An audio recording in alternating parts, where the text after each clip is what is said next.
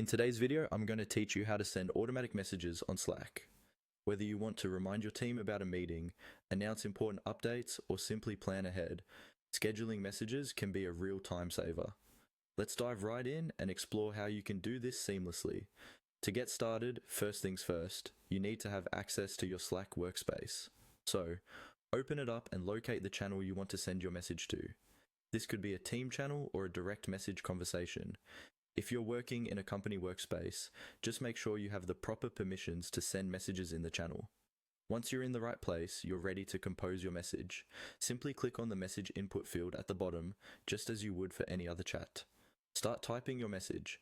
Keep in mind what needs to be conveyed and aim to keep it clear and concise. If it's an update, for instance, try to include all relevant information and any required actions from your team. Now, once you've crafted the perfect message, here's where it gets interesting.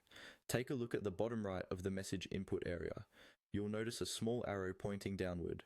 Click on this, and a drop-down menu will appear, offering the option to schedule your message for later. This is where you can select when you'd like your message to be sent. The drop-down will show you various timing options, whether it's sending later today or at a predefined time on another day. When it comes to scheduling, you'll see a calendar or time selection interface. Here, you can choose between Slack's suggested timings, like tomorrow morning, or customize it to suit your needs.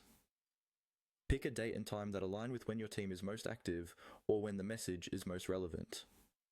After you've set the schedule, go ahead and click on Schedule Message.